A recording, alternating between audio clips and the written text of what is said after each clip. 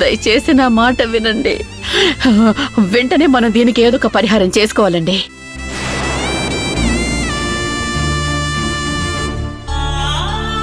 ఎప్పుడూ చేసిన తప్పుకి నా బిడ్డలు అంత బాధపడుతున్నారంటావా? నిజంగా ఆ తప్పు వల్లే ఇలా జరుగుతుందంటావా? ఏమో, నాకైతే అలాగే అనిపిస్తుందండి. అందుకే వెంటనే పరిహారం ఏం చేసుకోవాలనేది ఆలోచిద్దామండి.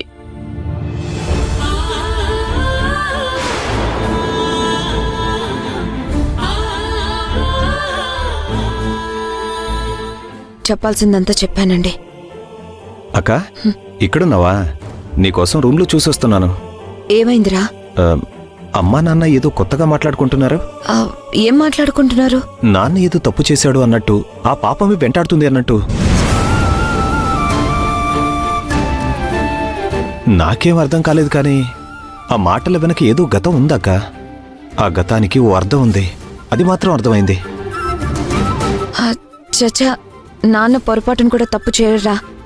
లేదక్క, నాన్న నోటి నుంచే విన్నాను. ఇప్పటికైనా పరిష్కారం చేసుకోవాలి అని అమ్మ కూడా అంటుంది. మావయ్య గారు తప్పు చేయడం ఏంటి?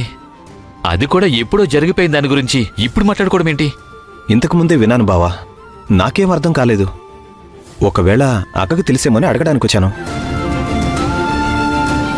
చెప్పక్క, నీకేమైనా తెలుసా? మా చిన్నప్పుడు ఏదైనా జరిగిందా? నాన్న వల్ల ఎవరైనా బాధపడ్డారా? నాకు తెలిసి అలాంటిదేం లేదురా. మరి అమ్మెందుకు అలా అంటుంది? నాన్న కూడా ఆ పాపం ఇంకా వెంటాడుతుందని అంటున్నాడు. మామయ్య గారు అలా మాట్లాడుతున్నారంటే ఖచ్చితంగా ఎక్కడో ఏదో పెద్ద తప్పు జరిగింది. నాకు ఊహ తెలిసిన దగ్గర నుంచి అయితే అలాంటిదేం లేదురా. మరి ఎవరికి తెలుస్తుంది? నాన్ననే అడుగుదాం అనుకున్నాను, కానీ వాళ్ళు ఆ విషయం గురించి బాధపడుతున్నప్పుడు వెళ్ళడిగితే బాగోదని ఆగిపోయాను. నాన్న తప్పు చేశారో లేదో తెలియదు, కానీ మన కుటుంబానికైతే ఏదో అరిష్టం జరిగిందిరా. ఎవరూ సంతోషంగా ఉండట్లేదు. ఏదో జరుగుతుందిరా రాఘవ. మనకి ఏదో సమస్య అయితే ఉంది, దానికి పరిష్కారం చూడాలి. నాకు కూడా అదే అనిపిస్తుందక్క, కానీ ఏం చేద్దాం? ఏం జరిగిందనేది తెలుసుకోకుండా మనం ఏమీ చేయలేము. అందుకే అందరం కలిసి ఓసారి కూర్చొని మాట్లాడుకుందాం. సరే అక్క, ఎక్కడ ఏ తప్పు జరిగిందో, ఎవరు ఏ పాపం చేశారో, ఆ పాపం మనకు ఎలా శాపమైందో తెలుసుకోవాలి.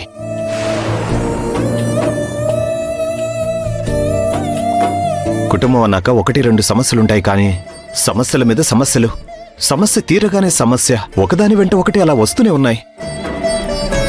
కనీసం ఊపిరి పీల్చుకునే అవకాశం కూడా ఇవ్వట్లేదు. ముందు అందరం మాట్లాడుకుందాంరా, ఆ తర్వాత ఏం చేయాలనేది నిర్ణయించుకుందాం.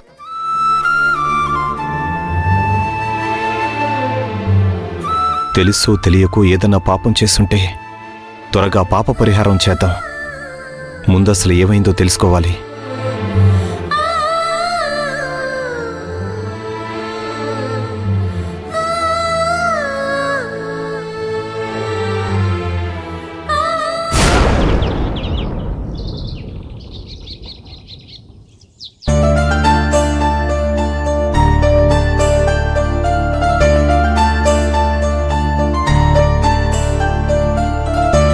Good morning sir.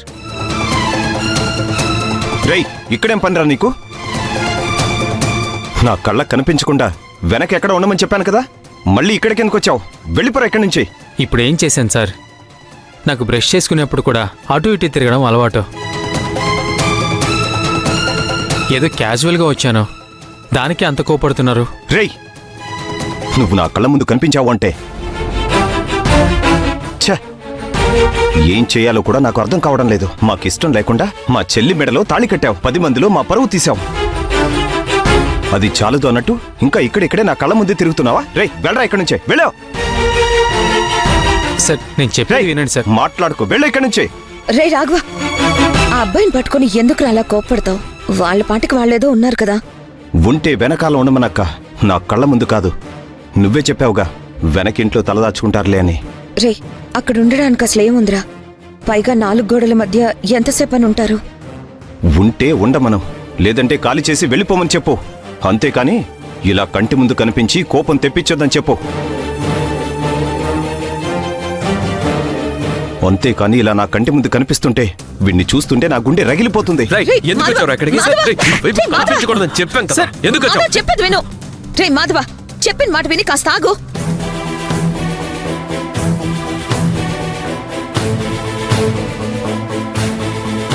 రే మాధవ్, ఏంట్రా మీరు? ఆ వెనకుండమంటే ఎంతసేపని ఉంటారు? ఏదో ఉండలేకొచ్చాడు, అది కూడా తప్పంటే ఎలా? అసలు ఇక్కడికి ఎవరు రమ్మన్నారక్క? వాళ్ళ ఇష్టానికి వాళ్ళు పెళ్లి చేసుకున్నప్పుడు ఎటైనా దూరంగా వెళ్ళిపోవాలి. వాళ్ళొచ్చి మన కళ్ళ ముందు 4 రోజులు తిరిగితే ఇంట్లోకి రానిస్తామనుకుంటున్నారా? అది మాత్రం ఎప్పటికీ జరగదు. రేయ్, నువ్వు వెళ్తావా లేదా? మాధవ్, ఏంటి మాధవ్, ఎందుకు అరుస్తున్నావు తనని? చెల్లెల్ని పెళ్లి చేసుకున్నందుకు ఆ అబ్బాయిని గౌరవించాలి, జాగ్రత్తగా చూసుకోవాలి. అదేమీ మీరు చెయ్యట్లేదు. కనీసం కంటి ముందు కూడా కనిపించకూడదు అంటే ఎలా?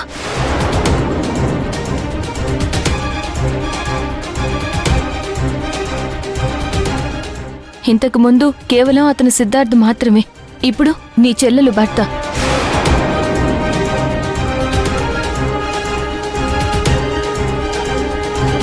అని మీరనుకుంటే సరిపోతుందా? మేము అనుకోవాలి కదా. అసలు ఇదంతా కూడా నీ వల్లే భూమి. శౌర్యకి అరవింద్కి పెళ్లి జరుగుంటే ఆ ఇంటికని ఈ ఇంటికని గుళ్ళని గోపురాలని ఎక్కడెక్కడో తిరుగుతూ ఇల్లంతా సందడిగా సంతోషంగా ఉండేది.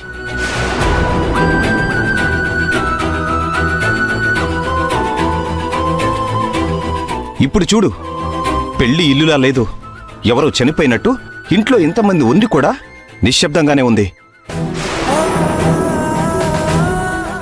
మనుష్యులున్న మాటలు కరువయ్యాయి.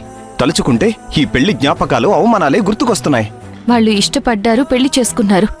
అది కూడా తప్పేనా బావగారు? తప్పే.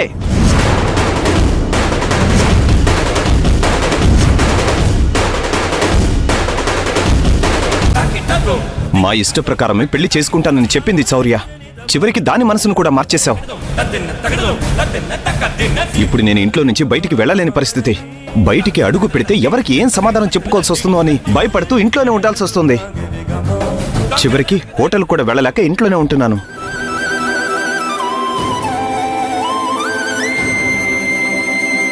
పెళ్లి మండపంలో మమ్మల్ని కాదని వాడి చేత తాళి కట్టించావు. ఇంత చేసిన వీడికి మళ్ళీ మర్యాదలు చేయాలంట. చేసిందంతా చేసి మళ్ళీ వచ్చి మాట్లాడతావేంటి భూమి? ఈ ఇంటికి అల్లుడంటే అరవిందే అని అనుకున్నాం. అతన్ని అల్లుడిగా రాకుండా చేసావు. మా చెల్లిని మాకు కాకుండా చేసావు. మీరు లేరనుకుంటున్నారు మాధవ. వాళ్ళు మిమ్మల్ని కావాలనుకుంటున్నారు. ఇష్టం లేని వాడిని కావాలనుకుంటామని ఎలా అనుకున్నావు భూమి? వాడెవడు? వాడమ్మ నాన్నెవరు? వాళ్ళు చేసిన ఘోరాలు ఎలాంటివి?